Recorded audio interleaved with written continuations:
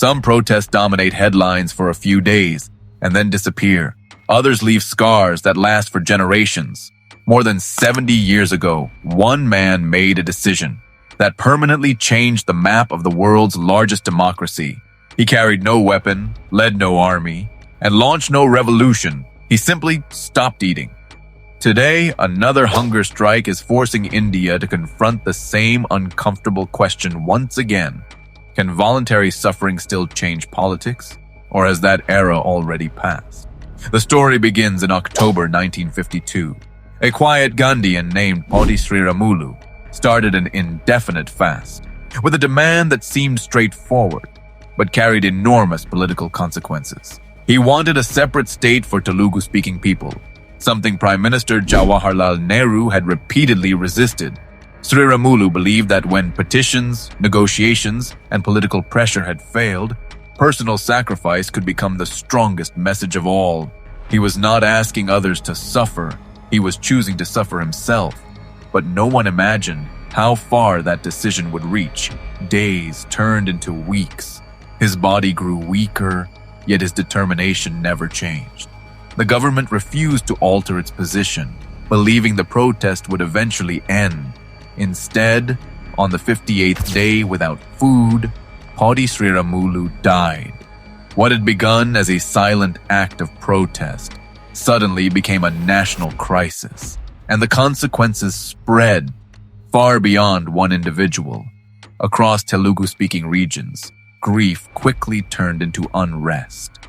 Crowds poured into the streets. Government buildings were attacked. Railway lines were blocked, and reports suggested several people lost their lives during the violence that followed. Within days, Jawaharlal Nehru announced the creation of Andhra State, but the real impact did not end there. The crisis led to the formation of the state's Reorganization Commission, and within a few years, India reorganized its internal boundary, largely along linguistic lines.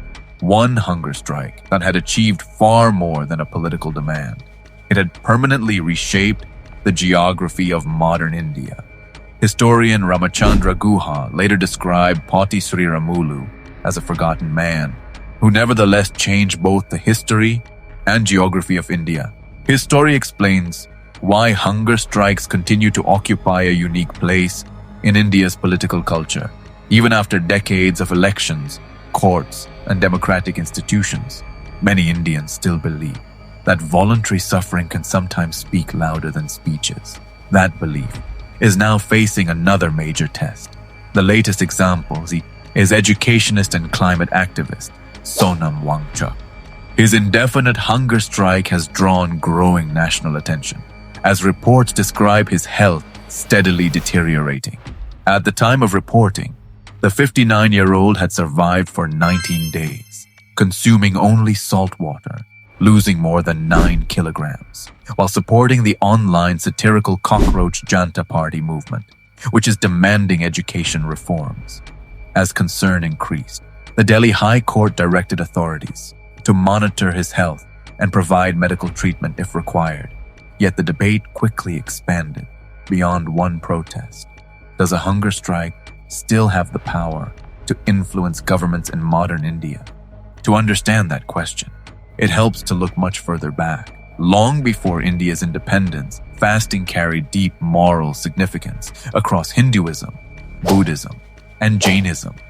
These traditions viewed voluntary self-denial as a path toward discipline, sacrifice, and moral authority.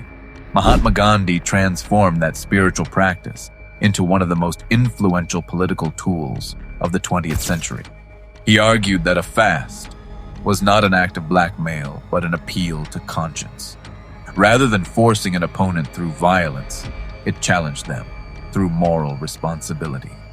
Between 1918 and 1948, Gandhi repeatedly turned to fasting, and during moments of national crisis, he protested communal violence, caste discrimination, and political conflict.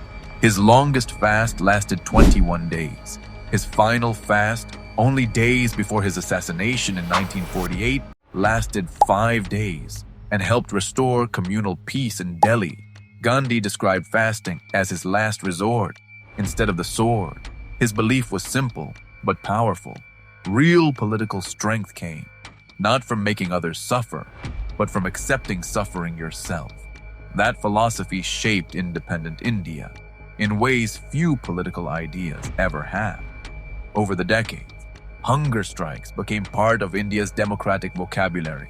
Farmers, environmental activists, anti-corruption campaigners, and human rights movements all embraced the same method.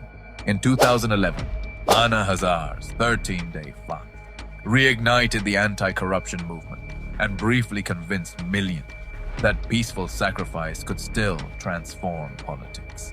Then came Iram Shamil, who refused food for 16 years while protesting the Armed Forces Special Powers Act, surviving only because authorities force-fed her through a nasal tube. Mehta Patkar also relied on prolonged fast, while campaigning for communities displaced by large dam projects.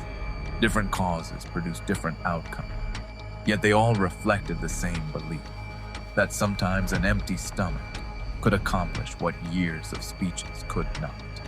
According to anthropologist Sayanta Sadhguru, hunger strikes were never uniquely Indian. British suffragettes, Irish nationalists, and Indian freedom fighters all used fasting as a form of democratic resistance.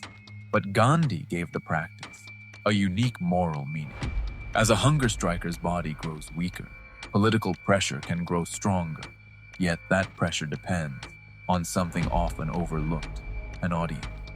A hunger strike is aimed not only at those in power, but also at the public, whose attention and outrage can influence political decisions. Without that audience, even extraordinary sacrifice can disappear unnoticed. History also shows there are no guarantees. Potti Sriramulu changed India's map. Anna Hazare energized a nationwide movement before its momentum faded. Iram Sharmila became an international symbol of resistance, even though the law she opposed remained in place. Every hunger strike carries hope, but none promises success. That uncertainty has fueled an important debate within Indian democracy.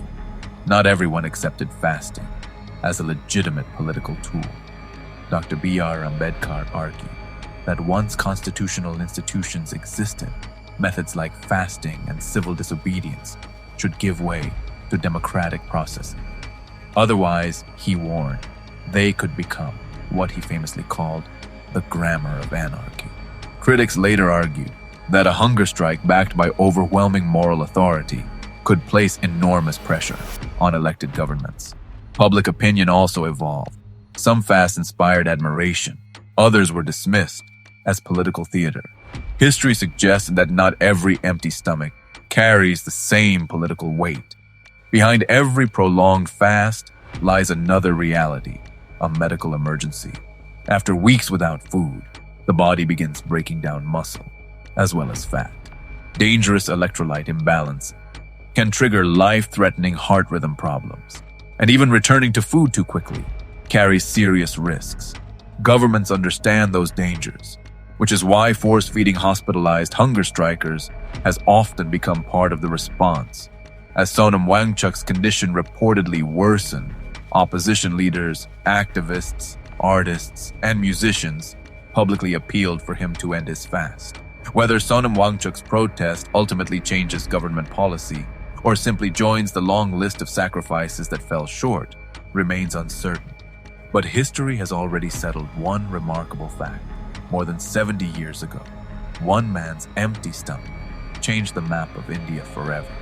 Today, another hunger strike is testing whether that same moral force can still shape politics in the world's largest democracy. The answer will not only define the future of one protest, it may also reveal whether one of India's oldest political traditions still has the power to change history.